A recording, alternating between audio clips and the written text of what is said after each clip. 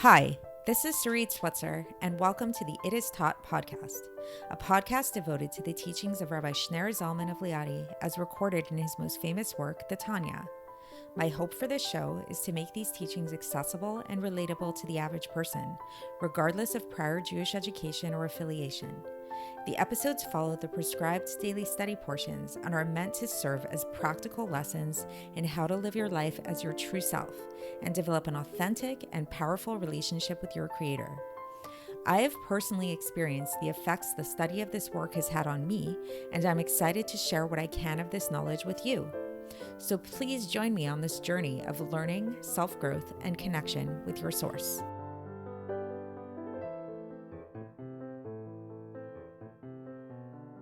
Hi, and welcome to the It Is Taught podcast. This is episode 200 for the 11th of Sivan in a leap year.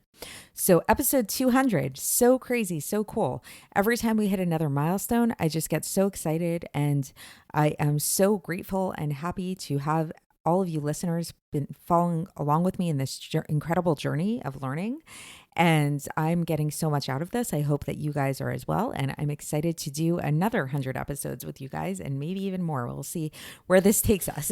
So we've been talking about existence, and we've been talking about the very fragile nature of existence and what it is that how we perceive reality, the reality around us, is really not all there is. And the fact that we think that our reality around us, that we perceive reality around us as having its own existence of its own, is actually an illusion. And today we're really going to try to understand this by looking at a very particular form of creation, namely sunlight. And we'll see how sunlight is a really apt parallel for us understanding how it is that the reality that we perceive around us and who we are as creations really has no tangible existence of its own, even though it very much feels to us as if it does. So instead of me kind of summarizing this right now, I think I'd like to get straight into the text, because I think that the Alter Rebbe does a very good job of explaining this, and it's pretty straightforward. So let's get straight into it. So for context, we are in the middle of chapter 3 of Sha'ar HaYichud v'Emunah, which we began yesterday.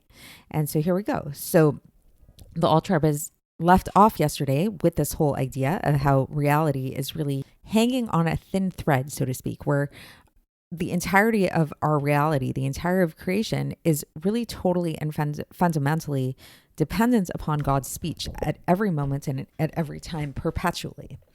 And then the Alter Rebbe begins today, and he says that a good analogy to understand this is by looking at the light of the sun, which shines upon the earth and to all who live here.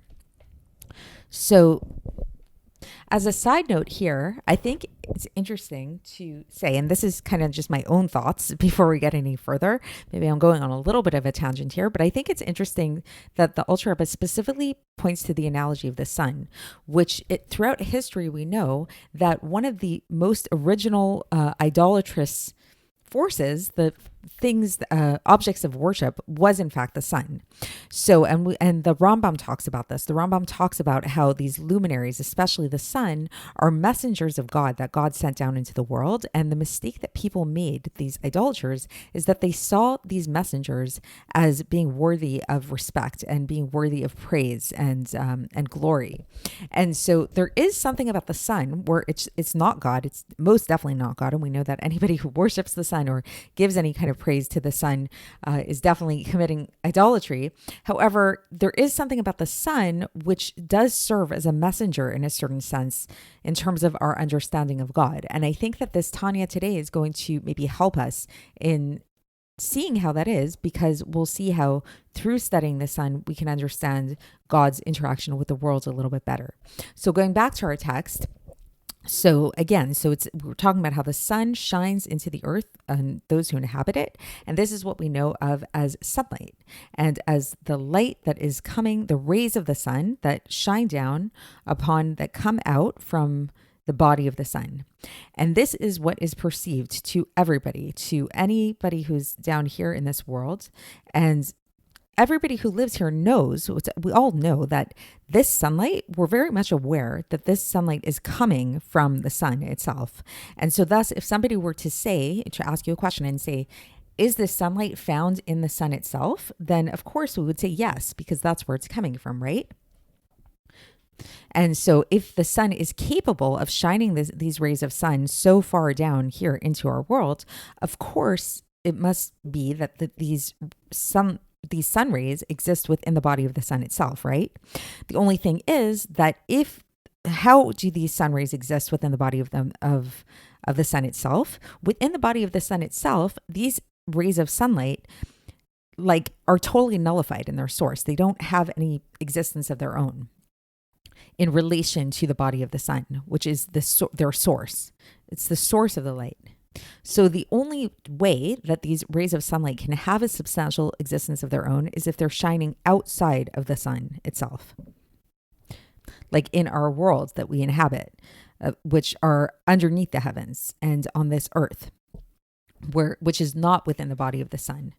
And here on this earth, this is where we can say that these sun rays do have an existence of their own, which is not the case in their source, in their origin. So isn't that interesting that the origin of these sun rays, so they're coming from a specific place. When we look at these beautiful rays of sunlight, let's say you picture like a stained glass window or something like that, and there's many colors, or a prism, all these different types of sunlights, like a rainbow, we look at all these things are all coming from the sun, and they seem to have a really tangible existence when we look at them down here in the world. However, if we were to take these same rays of sunlight that are coming from the sun and shine them back into their source, they would totally disappear. They would lose their entire existence. And if we were to shine these rays inside the body of the sun, we wouldn't call them something at all. They'd actually be considered as if not and nothing, because truly in their source, they are not and nothing. Because in this source, the only thing we see is the source, is the body of the sun itself. And these rays of sunlight have no tangible existence of their own at all, or no existence of their own at all in the body of the sun. So that's the end of the section today. So it's pretty short. And tomorrow we're going to talk about how we can really translate this analogy and understanding our relationship to God, and how God is our origin. So similarly to the sun, and how the rays of the sunlight do not have any existence of their own in relation to their origin, so too do we not have any existence of our own in relation to our origin. But I'll leave that for tomorrow. So to be continued until then, and I will speak to you then. Thanks for listening to the It Is Taught podcast, hosted by Sarit Switzer. This podcast is dedicated in loving memory of my maternal grandfather, Avraham Yitzchak ben Binyamin HaKohen of blessed memory. Music by Shoshana. If you enjoyed this episode and would like to support the show, please share it with others and subscribe on YouTube, Apple iTunes, Spotify, or wherever you listen to podcasts. And make sure to leave us a 5-star review. To find out more about the It Is Taught project, including more information on my soon-to-be published book, please visit our website, itistaught.com. To catch the latest from me, follow me on Facebook, Instagram, and Twitter. Looking forward to speaking with you tomorrow, and until then, have a great day.